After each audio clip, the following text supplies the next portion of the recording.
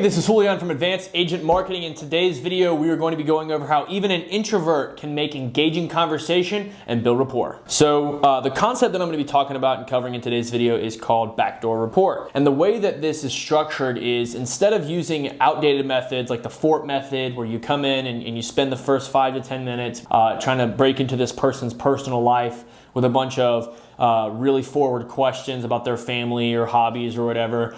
In this method, you would get straight to business. And the way that I would always approach that is by saying, hey, if it's okay with you, I'm sure you're busy, I am as well. I'm just gonna jump straight into it if that's okay. And right there, I'm asking for their permission because typically nobody wants to hear about what the insurance guy has to say for the first 10, 15 minutes of the conversation anyways. So they agree every single time. And all of a sudden, now you can get straight into the qualifying process, which is where I'll start asking health questions. Who are you planning on leaving this behind to? All of these questions that are going to get your prospect qualified and figuring out whether or not they're actually even a buyer. Now, when I'm going through this appointment and I'm trying to get to know my prospect, because if they don't know you and trust you, they're not going to buy from you.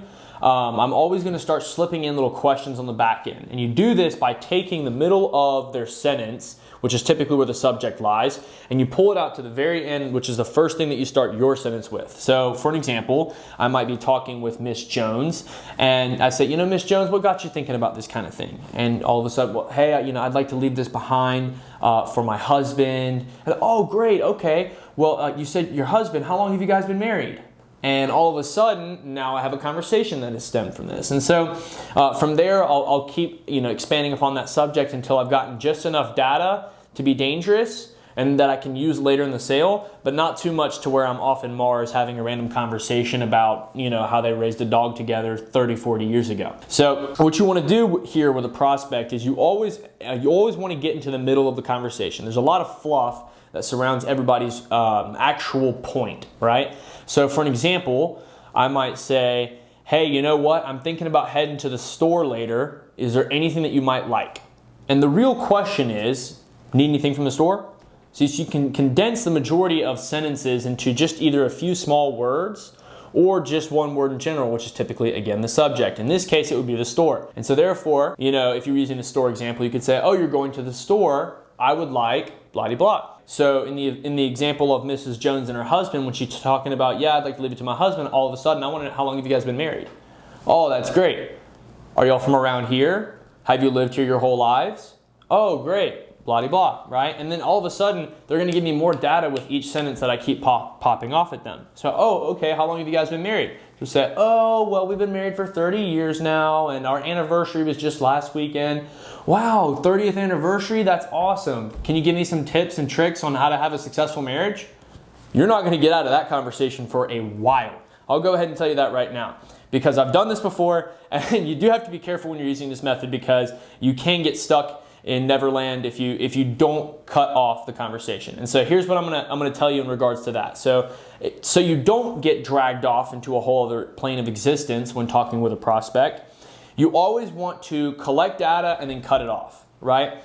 You want to give them enough time to give you information, to feel heard, and to also build trust with you, but not too much to where it's overwhelming to the agent, to where you can no longer get through the health questions, you can no longer qualify your prospect, you can no longer see if things are in their budget, things like that. Because we're here ultimately to do business, not to make friends. That's why I'm not pro the Fort method, is because if you want to have friends and do all that stuff, you can go downtown wherever you live and start up a conversation. When you're talking with a prospect and maybe they are dragging you off into Neverland and they're saying, hey, oh, we've been married for 30 years, our last anniversary, we went out to Paris and we did this and that, and the vineyards were great, have you ever been?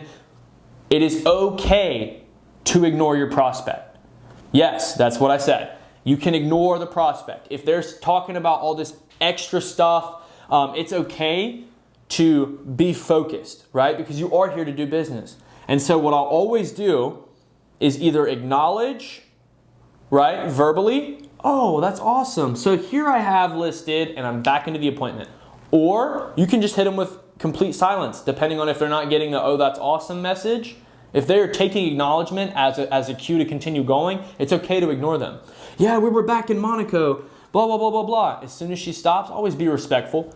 Okay, Miss Jones, and so here I've got down that your age, boom, right? And you're back on track. because you don't want to get taken off track in your appointment by using this rapport building method, but you do want to, always the way that I do it is I go with either 1 or 2 points of data and then retract, right? So I might say, how long have you been married? Oh, great. Did y'all get married here? And then I'll retract. Because if I continue the conversation further, I am now inviting her to bombard me with facts that I don't want to hear, that she doesn't even want to tell more than likely, but maybe she's excited because there is someone who is actually inquisitive about what it is that she has going on, right? She doesn't, typically these seniors don't get out in front of a lot of people, and so, maybe you entertaining this person with that conversation is exciting for them.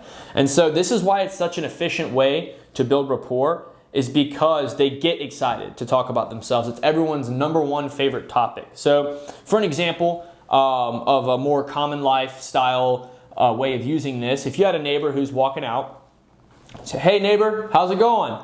Oh, it's going okay. How are you doing? I will reply with, yeah, I'm doing all right. Why only okay? All of a sudden, you're going to start seeing people pause. You're going to start seeing different facial expressions than you've ever seen before when you start expanding on the subject that people offer you. Because when they tell you that they're only okay, and then you ask, nobody ever asks that question. And so whenever you're talking to a prospect, if you just take it 1 to 2 steps further, take it anywhere beyond that, and it's going to become overwhelming for them because they're going to get off track. Right? They're no longer thinking about business, and you're going to get off track because you're no longer thinking about business.